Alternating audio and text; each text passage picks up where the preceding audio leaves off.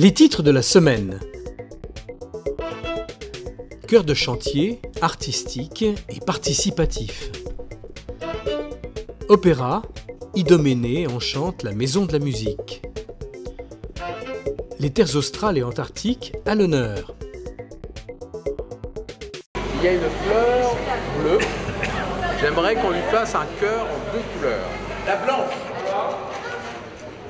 Tu vas, pour la blanche couleur, lui faire la moitié du cœur en 2 couleurs. Toi ? Des centaines d'enfants se sont succédés tout au long de la semaine du 9 au 13 mai pour laisser leur empreinte colorée sur les piliers et le mur de recouvrement du RER A. Un vaste atelier à ciel ouvert à la mesure du chantier qui se déroule dans le quartier Université. C'est un chantier, donc on est dans une étape de construction de la ville en fait. Et donc le projet, c'est d'inciter les écoles, aussi les participants à venir laisser une trace en racontant une histoire mythologique qui on pourrait imaginer que dans 3, 4, 500 ans, quand dans le futur, on détruira ici, on découvrira des traces de gens qui ont vécu ici au même titre qu'on découvre des traces de Cro-Magnon ou de marques sur des grottes. Ce qui est intéressant, c'est que on est dans quelque chose de complètement collaboratif où chacun va laisser sa petite trace pour faire tous ensemble une œuvre commune. En tout, ils sont presque 1 millier d'habitants, dont de nombreux enfants, à avoir participé au projet. Et parmi eux, tous les élèves de l'école Balzac. Donc il y a plusieurs actions qui sont menées simultanément, plusieurs activités, suivant l'âge des enfants. Donc il y a les totems qui se trouvent tout proches de la gare, où les enfants font des travaux à partir de pochoirs, donc sur les piliers. Et puis ici, on est encore sur les fleurs, pour décorer ce tunnel. Moi j'ai fait une fleur. Là, les petites choses La fleur que j'avais déjà faite, mais je l'ai un peu personnalisée. Je l'ai fait avec de la crêpe et à l'intérieur j'ai mis de la bombe, de la peinture. On dessine, on fait de la bombe juste pour attendre que la gare se construise. Donc ça, moi je trouve ça très chouette et très joli. Intitulée Cœur de chantier, cette vaste démarche artistique a été conçue par l'agence d'urbanisme Cultiver la ville. Je fabrique des combinaisons de situations artistiques. Et là, effectivement, il y a à la fois des ateliers in situ qui sont le résultat de 6 mois de résidence du collectif 12-12. Il y a un travail qui a répondu à un concours en fait, sur le mur qui fait 130 mètres de long face à la gare, qui préfigure des espaces publics majeurs sur cette sortie du RER Nanterre-Université. La troisième situation artistique, ça va être une performance multimédia qui aura lieu sur le chantier pour la Nuit Blanche, le 1er octobre.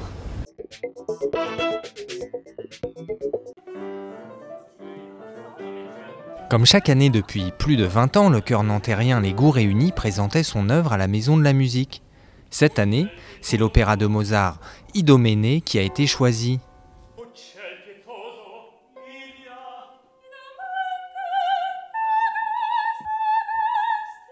C'est en 1993 que tout a commencé. Un professeur du conservatoire a l'idée de réunir choristes et mélomanes, amateurs et professionnels, sous une même bannière.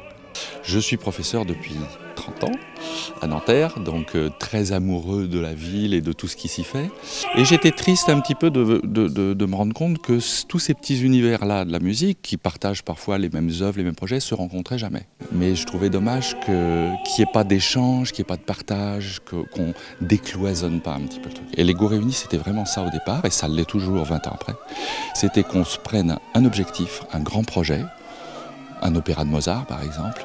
Tous les ans, on fait un gros projet comme ça qui réunit chœur amateur, orchestre d'étudiants, mais étudiants beau niveau, licence master, et puis des professionnels qui sont engagés sous contrat. L'opéra de Mozart raconte le retour tourmenté du roi de Crète, Idoménée sur son île après la chute de Troie.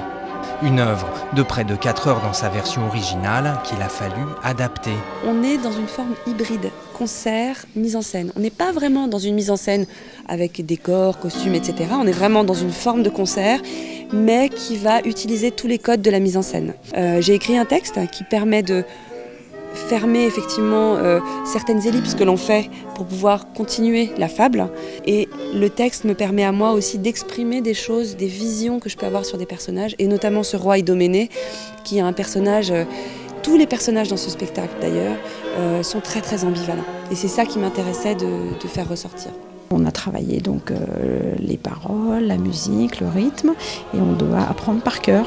L'idée que le chant, c'est vraiment tout le monde peut chanter, qu'il n'y a pas de gens qui chantent faux, que quand ils chantent faux, c'est parce qu'en général, ils n'ont pas chanté et qu'ils peuvent chanter. Une représentation de grande qualité qui est venue clôturer une saison de travail enrichissante pour les choristes nantériens.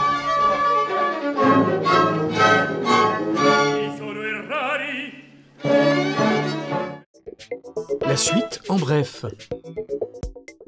Écozone.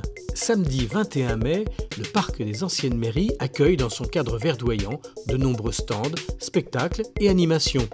Un moment à partager en famille. Pour l'occasion, le centre-ville sera piéton. Un après-midi au jardin.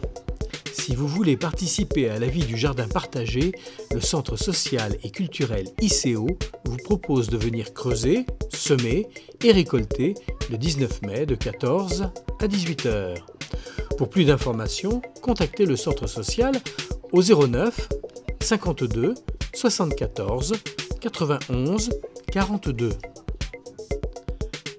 Sport. Le Racing Nanterre Rugby vous invite le 21 mai de 14h à 18h à une journée de présentation des sections féminines. Au programme, de 14 à 16h, découverte des sections U15 et U18 et à 18h, découverte de la section senior qui se maintient en élite pour la saison 2016-2017. Tout de suite, la question de la semaine.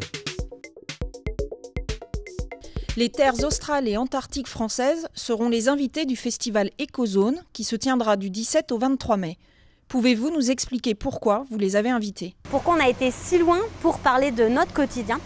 Tout simplement parce que là-bas, on va avoir entre la Réunion et l'Antarctique un panel de climats complètement différents, de milieux différents, une biodiversité qui est extraordinaire. Et justement, ils sont en première ligne pour le résultat de ces éco-gestes qu'on a pu ou pas faire à Nanterre.